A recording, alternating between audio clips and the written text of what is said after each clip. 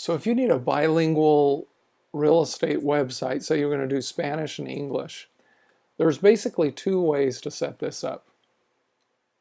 One is, here's one that's just, let's make a website in Spanish, for example. Everybody knows what an English website. Here's one that we made for a client, Sylvia Harrell in San Antonio, that everything's just made in Spanish. And so that's one option.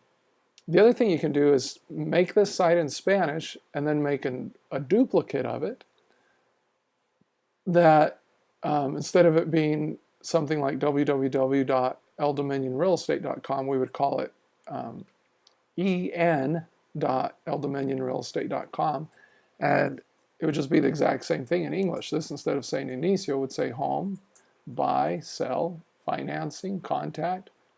You'd probably remove the Mexico phone number. And here all these would change to their equivalents in English. This would say search. And again, we would just make all of these things in English.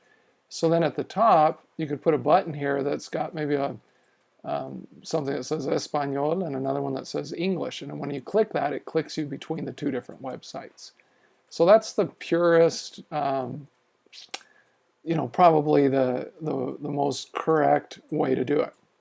Another option is to do something like this site, which is one we did in English, and then you put up something like this, which is a translate, and I think everybody that speaks Spanish that I know knows that Spanish means Español.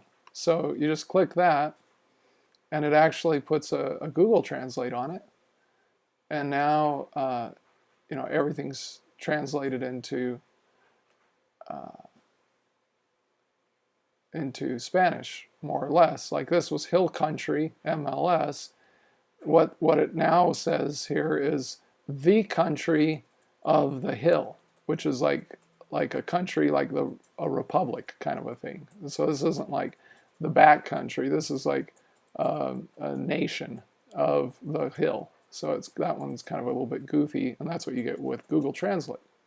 But I think, again, most Spanish speakers, if you make these, you just have to make sure that these titles work as a translation. So maybe this one, instead of putting the word hill country, we'd have to figure out some other word to put in English so when it's translated it looks good.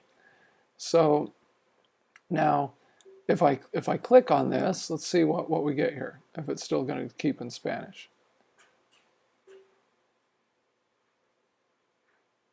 Okay, you can see there it's all in English. And I'll just hit this one, new listings today.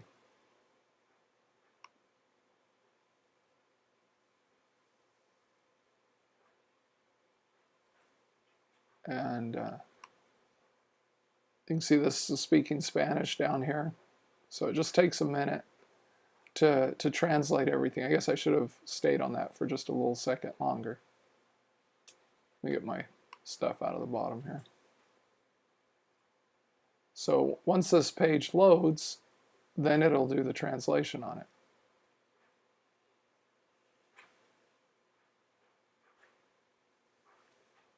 Theoretically. Again, you could set this button so that it defaults to Spanish from a certain thing. And you can see it's changed all these labels, but it has not changed this information right here, which is basically going to be impossible to change because there's so many of these. But everything else, looks pretty correct there. So that's an option using Google Translate, and it's pretty easy to set up. You can see it. Now this has all the information here. It's pretty accurate. So Google Translate saves money, but it's not necessarily as correct as building out two websites.